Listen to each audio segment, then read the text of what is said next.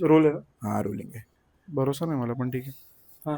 काल RR ने मारलेत 160 run.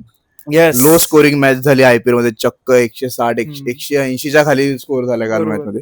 पण मला या मॅच मधून ते डिफेंड पण झाले. येस, आणि ते डिफेंड पण केले. ऍक्च्युली ते LSG होते म्हणून डिफेंड झाले. दुसरी कोणती टीम असते नसते डिफेंड झाली. आणि LSG ला जो काय गोयंका किती वाईट असेल खरं, पण तो माणूस एवढा मोठा चुना डिझर्व करत नाही. खरं. 28 करोडचा चुना लागलाय त्याला. 28 नाही 56 सेकंड सीझन चाललंय.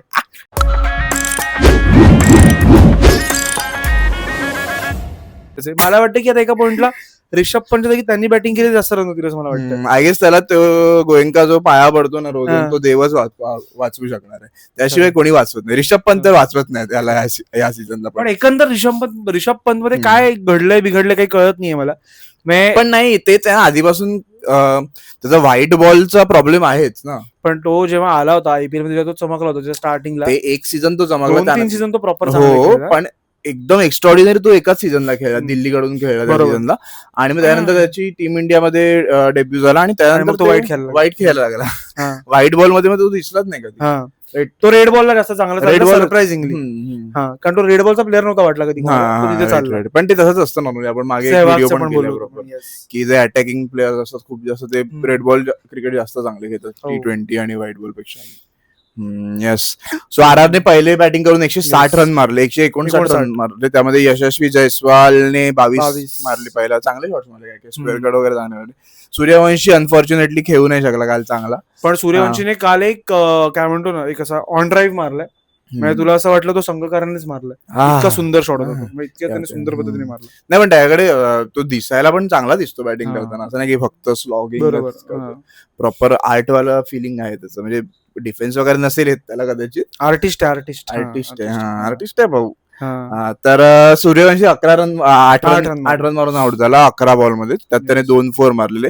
आणि ध्रुव जुरेलचं पण 0 रन वरून आउट झाला. पण त्याला बॉल खूप चांगला पडला, मोहम्मद शमीचा. टेस्ट मॅचचा बॉल होता प्रॉपर, शमीने टाकलेला. आणि मग ध्रुव जुरेलची तो शॉट बघून कळलं की हा टेस्टला नाही चांगला गेलो टेस्टला. पण नाही, पण I guess Dhruv Jurel consider करतात टेस्ट मध्ये, कन्सिडर करतात. पण रिषभ पंत असेपर्यंत टेस्ट मध्ये तरी रिषभ पंतला कोण हलवू नाही शकत. मग त्याला फक्त एका गाडीची चावी द्या रिषभ पंतला, कायमचा हलेल मग तो.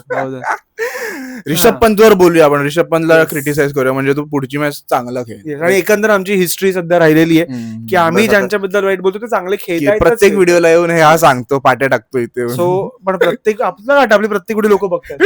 सो प्रत्येक व्हिडिओला कळलं पाहिजे नवीन ऑडियन्सने. तर रिषभ पंत बद्दल काय तुझं क्रिटिसिझम, काय तुझं त्याच्याबद्दल?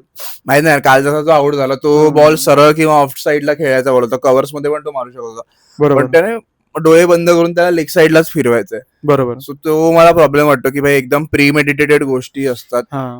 तर ते टेस्ट मध्ये माहित नाही कसं वर्क होतं त्याच्यासाठी, किंवा फिल्डिंग रिस्ट्रिक्शन्स मुळे वगैरे त्याच्या साईडला पूर्ण ते पारडं झुकलेलं असतं. पण T20 आणि ODI मध्ये आय गेस ते नाही वर्क होणार त्याच्यावर की प्रीमेडिटेड. तुला बॉलच्या मेरिटवर जर तू खेळलास तर मग ऑब्व्हियसली त्याने रिझल्ट दिले त्याआधी. पण ते व्हाईट बॉल मध्ये नाही आहेत. सो मला वाटत ना की ही जी त्याची स्ट्रॅटेजी आहे की डोळे बंद करून मारणं आणि मग प्रीमेडिटेटेड शॉट्स खेळणं, ती नाही वर्क होणार. काल जसं आउट झाला त्यावरून तरी मी बोलतोय, बरोबर. आणि मला असं वाटतं की प्रॉपर आउटसाइड ऑफ स्टंपचा बॉल होता, त्याला लॉफ्ट करून तो बाहेर पण चालला होता, तो सरळ किंवा आतमध्ये होता. म्हणजे तू बघशील तर ईशान किशनने, दोघं जेव्हा एकत्र स्टार्ट झाले होते, ईशान किशन त्या अंडर 19 चा कॅप्टन होता, पण रिषभ पंतने सगळी हवा खाल्ली होती. आणि रिषभ पंतला लवकर जागा पण मिळाली आणि त्याने खूप जास्त प्रूफ पण केलं. बट आता मला असा पॉइंट वाटायला लागला की ईशान किशन थोडा त्याला ओव्हर, काय म्हणतो ना, काय करतात तुम्ही लोक गाडी चालवताना, काय करतात, ओव्हरटेक करतोय असं मला वाटतं. तुला ओव्हरटेक हा शब्द माहित नव्हता, तर मी ओव्हर ड्राईव्ह बोलणार. गाडी चालवताना म्हणजे तुझं काय म्हणणं, यू गाडी चालवता येत नाही, ऍक्च्युली नाही येत चालवता, ठीक आहे. I think I don't have the driver mindset. I feel मालक माइंडसेट आहे माझा खूप. तर तर रिषभ पंत मला असं वाटतं की सारखं आहे तुझा माइंडसेट. मला आता जेन्युइनली असं वाटतं की यार गोयंका, यार त्या माणसाची एवढी चूक नाही. ठीक आहे, पण रिषभ पंत तर रिषभ पंत मला असं वाटतं की रिषभ पंत माहित नाही यार, पण मला असं वाटतं की धोनी जर आपण बघितलं तर आपण जेव्हापासून क्रिकेट असं थोडं पाहायला लागलो, धोनी कॅप्टन होता. द्रविड किंवा गांगुली असताना आपण तर खूप लहान होतो. सो धोनीच्या काळात आपण ऐकलं होतं बऱ्यापैकी की कीप इट बेसिक किंवा कीप इट सिम्पल हे धोनी नेहमी म्हणायचं. सो ते बऱ्यापैकी नंतर विराटने फॉलो केलं. विराटच्या काळात ऍक्च्युली धोनीचं पण तुझं बॅटिंग बघशील तर धोनीने कधी काही एक्स्ट्रा ऑर्डिनरी गोष्टी ट्राय नाही केल्यात. तू बघशील तर धोनी यायच्या आधी मला लक्षात येतो नाही, द्रविडच्या कॅप्टन्सीमध्ये चालायचं, इरफान पठाण वन डाऊन यायचा, रमेश पवार वन डाऊन यायचा. पण जेव्हापासून धोनी कॅप्टन झाला माझ्यामध्ये हार्डली असं कधी घडलं असेल की त्यात त्याने असा काहीतरी, कारण की धोनी तुला चार्ज करायची गरज, बरोबर ज्या का त्याने युसुफ पठाणला युज केलं होतं चार्ज करायला, फार नाही वर्क झालं. सो ते सोडलं, सिच्युएशनची गरज सोडली, तर कधी धोनीने एवढा एक्सपेरिमेंट नाही केलं जेवढं मला माहिती. आणि तो सक्सेसफुल पण राहिला त्या बरोबर. आणि मला वाटतं की तोच अप्रोच रिषभ पंतने कुठेतरी घेतला पाहिजे. म्हणजे ऋषभ पंत फेल होतोय हा वेगळा मुद्दा झालाच, पण त्या फेल्युअर्स नंतर तो जे अटेम्प्ट करतो ना ते खूप वेडेवाकडे विचित्र आहेत, जे नाही झालं पाहिजे. He should go back to basics, की बॉल बघून खेळा, आरामात उभे राहा, 5 ओव्हर जरी तो उभा राहिला तरी पण तो त्या केपेबिलिटीचा बॅट्समन आहे, नंतर मग तो कॅपिटलाइज करेल. आणि लास्ट आयपीएल इनिंग काय केली होती रिषभ पंतने, त्याने 124 वगैरे काहीतरी मारले होते. भले ती माझी LSG हरली होती, पण त्याने शेवटी दाखवलं की त्याच्याकडे काय टॅलेंट आहे ते फ्लिप मारण्याचं. तिलक वर्माने काय केलं, पहिले जो 20 बॉल 22 वगैरे खेळत होता, त्यानंतर त्याने पुढच्या 23 बॉल मध्ये किती 80 की 85 रन्स मारून गेला तो. तर रिषभ पंतने पण ते करणं खूप गरजेचं आहे आता तरी. आणि मला वाटतं त्याच्या अवतीभोवतीची माणसं पण मॅटर करतात. तिलक वर्माच्या अवतीभोवती कोण आहेत, सो देवाचा माणूस आहे तो, ठीक आहे. तिलक वर्माच्या अवतीभोवती, तिलक वर्माच्या बाजूला देव आहे, हार्दिक पांड्या सोडलं, तिलक वर्माच्या बाजूला देव आहे, पंच एक माझा, खरं अर्जुनचा बाबा. तर मुंबईमध्ये तिलकच्या बाजूला हार्दिक पांड्या सोडला तर सगळे भारी प्लेयर्स आहेत, सगळे असे समजवणं किंवा ह्याच्या वाईज खूप चांगले प्लेयर्स आहेत. समोरच्याला काम, हार्दिक पांड्याची व्हिडिओ झाली ती व्हायरल, ती बघितलीस ना, तो तिलकला फुल असं ओरडतो बिरडतो, फुल सगळं चाललंय, त्याची गांड हातात आली असेल तेव्हा. तू बघ ना, सूर्यामन खूप काम आणि कंपोज आहे, बुमरा खूप काम आणि कंपोज आहे, सचिनची किती इन्व्हॉल्वमेंट आणि इंटरफेरन्स असतो मला माहित नाही या सगळ्या गोष्टींमध्ये, पण रोहित शर्मा आहे म्हण. सो खूप शांत लोक त्याच्या होती असं मला वाटतं, ज्याने खूप फरक पडलाय, जे की रिषभ पंतचं नाही होत. आणि रिषभ पंतने खूप मेजरली मला वाटतं चुका केल्या आहेत, की एक असतं की जसं की तू बघशील तर रोहित शर्मा 2017 ते 23 जोवर त्याची कॅप्टन्सी नाही गेली तोवर त्याच्या काळात तो 3-4 IPL जिंकला, पण त्या त्याने बॅटने काही भारी नाही केलंय, पण टीम चालत होती, सो लोकांनी त्याकडे लक्ष नाही दिलं. आणि रोहित शर्मा काही क्रुशियल लॉक्स घेऊन गेला हे आपल्याला माहितीये, पण त्यांनी टीम चांगली चालवली. बरोबर. रिषभ पंत असं तो तर वाईट खेळतोच आहे, पण टीम पण चांगली चालवते. सो लास्ट इयर पण तू बघशील मार्क्रम आणि मार्श वरनं कडक खेळायचे, वन डाऊन पुरण खूप भारी खेळायचा, आणि 2 डाऊन हा यायचा, हा नाही खेळायचा. सो जे काय असेल, पण त्यांचा बॅटिंग ऑर्डर खरंच चांगला होता लास्ट इयर. सो त्याने ह्या वर्षी ते तसं केलंय. मी काल पण परत बोलणार आहे, आपण का पाठीवर नंबर पाडतो, तुझा कितवा. सो असे लोक जातात. मार्क्रम त्या दिवशी 2 डाऊन गेला, काल पण तो 2 डाऊन गेला, काही ह्याचं लॉजिक नाही कळते मला काय, की अशा सगळ्या गोष्टी का. काल कोण आलेलं त्यांचं, बदोनी ओपनिंग का ओपनिंग कळतं. पुन्हा बदोनीचा आय गेस आपण क्रिटिसिझम केलं पाहिजे, लास्ट टाइम केलेलं तर चांगली खेळलेला. आणि मला वाटतं की बदोनीला अकोमोडेट करण्यासाठी सगळं चेंज करतो हे चुकीचं आहे. पण बदोनी हा असा प्लेअरच नाही की त्याच्या अकोमोडेशन साठी बाकीच्या प्लेयर्सची जागा हवी. बरोबर, राईट. तो त्या इम्पॅक्टचा प्लेअरच नाही वाटत. बरोबर, राईट. तो मोस्ट ऑफ तिलक वर्माच्या स्टाईलचा प्लेअर आहे की त्याला 2 डाऊन पाठवून तो अँकर. तुला लक्षात आहे का, चेन्नईमध्ये एक प्लेअर होता Badrinath. So Badoni is more of Badrinath असं मला वाटतं, नाही वाटत तुला? पण बद्रीनाथचा गेम त्या काळात खूप सुटेबल होता. आता बद्रीनाथ आउटडेटेड होता प्लेअर म्हणून. सो मला थोडा हार्श आहे स्टेटमेंट, पण बदोनी मला त्या सेटअप मध्ये थोडा आउटडेटेड वाटतो, किंवा त्याची बॅटिंग पोझिशन तशी नाही मिळत त्याला, की त्याची जी बॅटिंग स्टाईल आहे त्याला सूट करते. आणि मुळात लखनौकडे जे प्लेयर्स आहेत त्याच्यात तो सूट नाही होत. बरोबर. आय गेस ओपनर म्हणून त्यांनी मार्क्रमकडेच बघितलं, आणि तो खरंच चांगला भारी. आणि त्याला का हलवतात तिथून मला, आणि तो पेसर्स चांगले इंजुरी वगैरे होती का काल त्याला?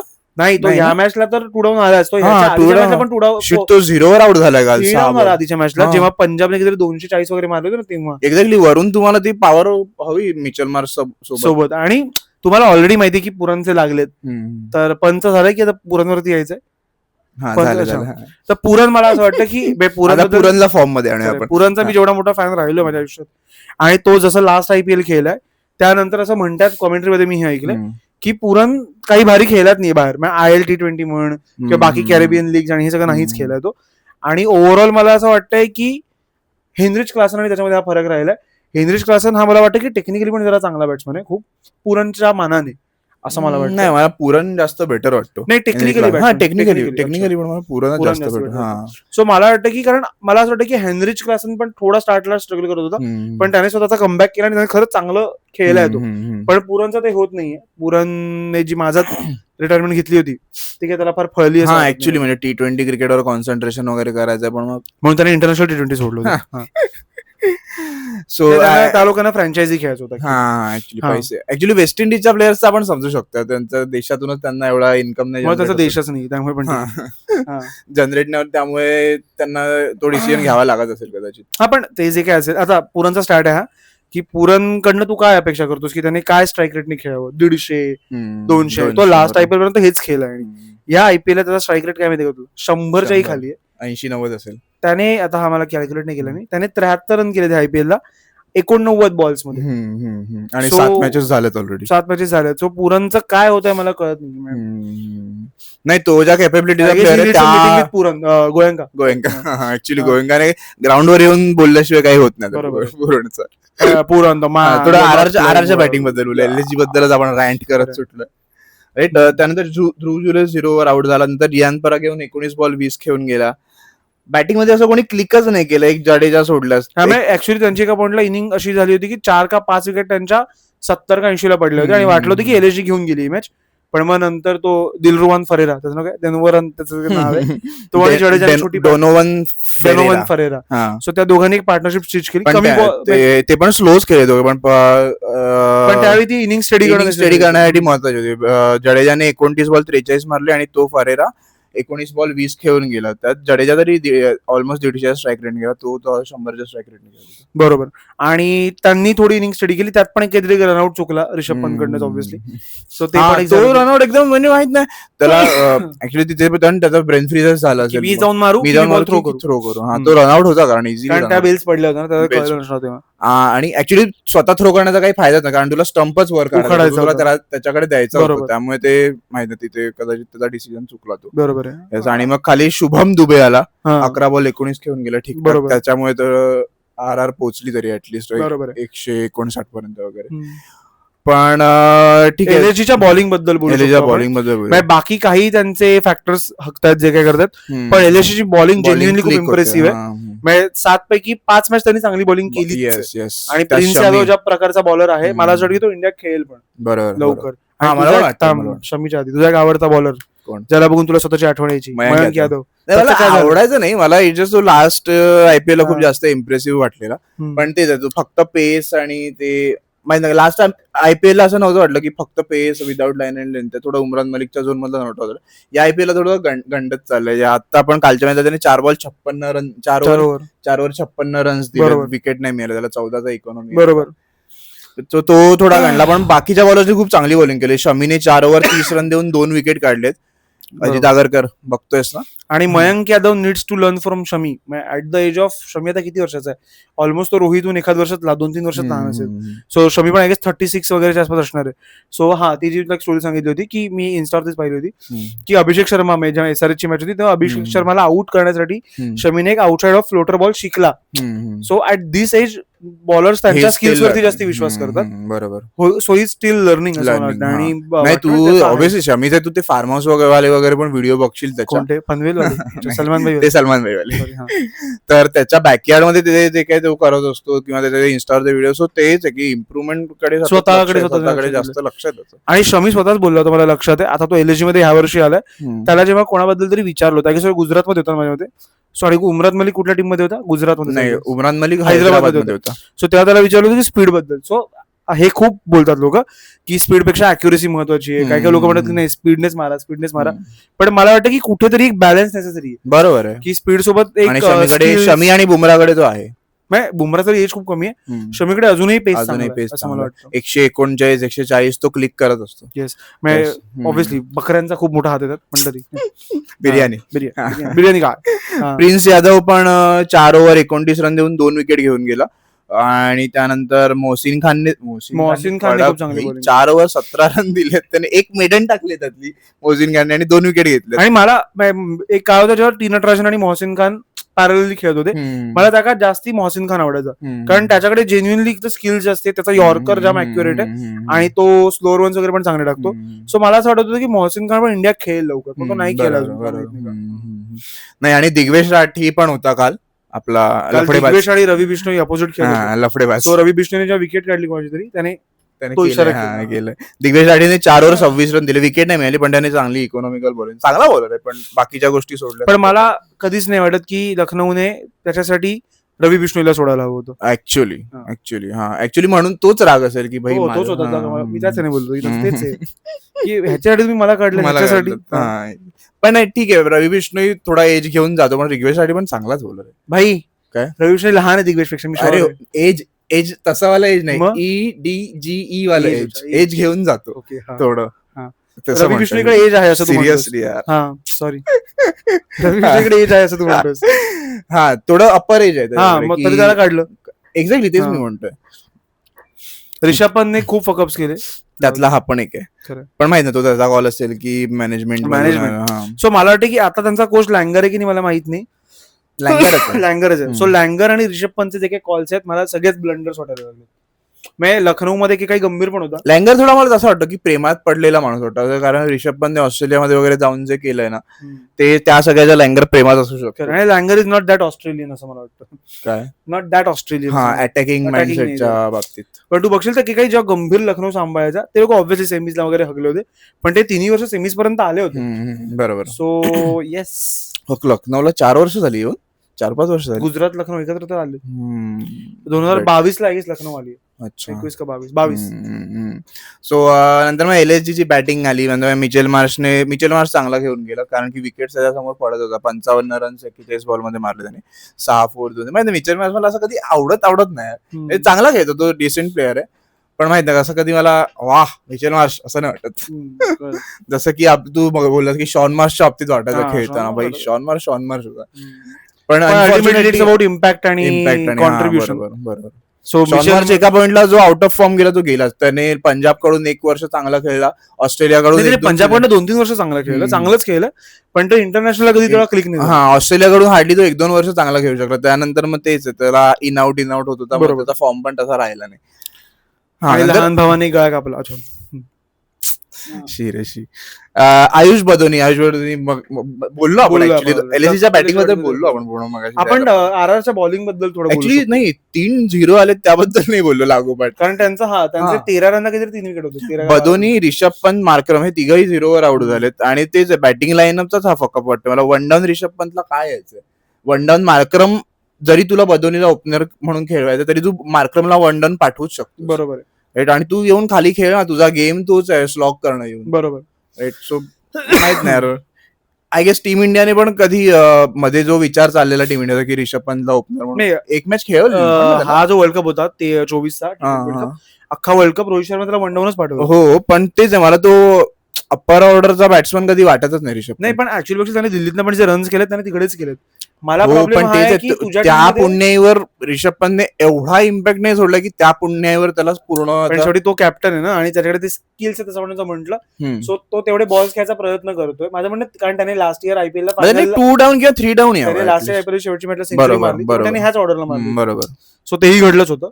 सो तो ते बॅक करतोय, आणि त्याचं ते की त्याला स्वतःला पण भरायचंय, त्याला बदोनी पण भरायचंय. सो ह्यामध्ये मार्क्रमचा जो फॉर्म होता तो जाईल मला वाटतं, आणि पुरण तो ऑलरेडी गेलाच आहे. बरोबर.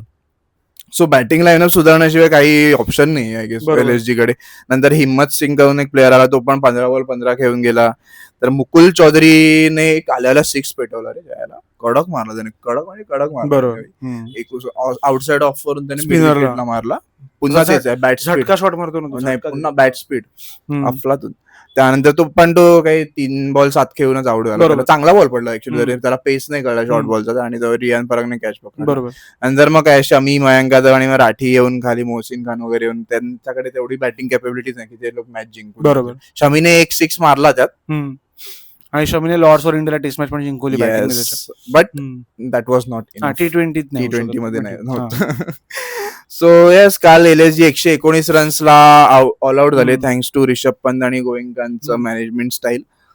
करेक्ट. बॅटिंग हे खूप काय म्हणतात, हे तर आपण हा व्हिडिओ यावर संपवू शकतो की भाई जर LSG जर कुठे चुकते तर ते बॅटिंग लाईनअप मध्येच चुकतं असं मला वाटतं ओव्हरऑल. जर कारण बॉलिंग खरंच खूप चांगली येस. आणि 160 RR सारख्या टीमला 159 मध्ये अडवणं म्हणजे आणि त्यांचं कसं आहे ना, त्यांना तू 200 दे, ते 200 जवळ जाऊन हरतात. तर तू 100 दे, ते त्याच्या आधी जाऊन हरतात. सो त्यांचं ते कॅल्क्युलेशन ह्याच्यामध्ये जवळ पण नाही गेले. पण तेच त्यांना कुठलाही स्कोर दे त्याच्यात, ते कसं सांगू, ते त्यांना इनफच नाही वाटत असं मला. त्यांना ते खूप इनफ आहे असं वाटतं नेहमी मला. असं झालेलं त्यांच्या बॅटिंगचा खूप मोठा इश्यू आहे. आरआरच्या बॉलिंग बद्दल आपण थोडं बोलू. आर्चरने काल सरप्राइझिंगली चांगली बॉलिंग टाकली. मुंबईने ज्यांना सोडलं ते चांगले झालेत.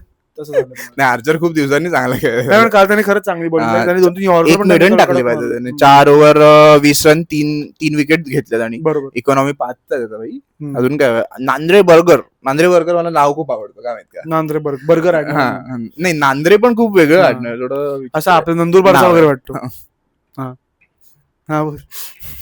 4 ओव्हर 27 रन दिले त्याने, 2 विकेट घेतल्या, 6.8चा इकॉनॉमी त्याचा. ब्रिजेश शर्मा खूप चांगला बॉलर वाटतो. त्याने काल बॉल टाकला यॉर्कर, जो शमीला टाकला, पण ठीक आहे, त्याने तो बॉल खूप चांगला होता इन जनरल. आणि त्याच्या आधी पण त्याने 1 विकेट काढली, तो पण खूप चांगला बॉल होता. 3 ओव्हर 18 रन देऊन त्याने. आणि ह्या ब्रिजेश शर्मासाठी तुषार देशपांडेला बाहेर केलंय राजस्थान. पण मग ते मला बरोबर वाटतं, कारण तुषार देशपांडे खूप हेवायर जातो जर तो भरकटला तर. माहित नाही. आणि इव्हन संदीप शर्मा पण बाहेर आहे. तो का मला बाहेर येते माहिती आहे, इंजर्ड आहे की नाही माहिती. जडेजाने पण चांगली, आणि जडेजा काल मॅन ऑफ द मॅच पण होता. त्याच्यात 40 रनसाठी आणि 4 ओव्हर 29 रन्स दिले त्याने फक्त. सो मिळालंच पाहिजे. रवी बिश्नोईने पण सेलिब्रेट केलं चांगलं. येस, 1 विकेट मिळाली 3 ओव्हर 23 रन्स देऊन. सो ओव्हरऑल LSG वाईट खेळली, RR ठीकठाक खेळ. पण ठीक आहे, मला असं वाटलं की बऱ्याच काळानंतर अशी एक जुन्या प्रकारची T20 मॅच बघायला मिळाली. 160 रन बनले. 2 व्हिडिओ आधीच बोललो आपण, बऱ्याच काळाने बोलतो. सो बऱ्याच काळाने 2 दिवसांनी आम्हाला बघायला मिळाले. 119 तर नाही यार, थोडे जास्त मारायला पाहिजे होते LSG ने. पण जाऊ दे, कालच्या मॅच बद्दल येऊया आपण आजच्या मॅचवर. आज आहे El Clasico of IPL, Mumbai versus Chennai. आणि आज मी असं ऐकलं थाला पण खेळणारच म्हणून. I am supporting Chennai. Yes. तुम्हाला काय वाटतंय कालच्या मॅच बद्दल, LSG वर्सेस RR, आणि आजच्या मॅच बद्दल काय वाटतंय, मुंबई वर्सेस CSK? तुम्ही कोणाला सपोर्ट करताय ते तुम्ही आम्हाला कमेंट्स मध्ये सांगा. आणि लाईक करा. खरे पुरुष असाल तर मुंबईलाच कराल. म्हणजे बायकांनी का करू नये? हे का तू असं ऑब्जेक्टिफाईंग? लाईक करा, शेअर करा, मांडीला सबस्क्राईब करा, आमच्या व्हिडिओज बघा, त्यावरती कमेंट्स करा. तू बघितले आमचे व्हिडिओज बघा, जुने व्हिडिओ सुद्धा बघा, आमचे येणारे व्हिडिओज बघा. पहिला Marathi get out from here ऐकलं नाहीस का बाईचा आवाज? ऐकला नाहीस का तू? एका पॉलिटिकल पार्टीच्या रॅलीमध्ये एका बाईने जाऊन काय केलं? जाऊ दे, आता व्हिडिओ संपूया आपण. संपलेला आमचा. लाईक करा. क्रिकेटवरचा पहिला मराठी पॉडकास्ट.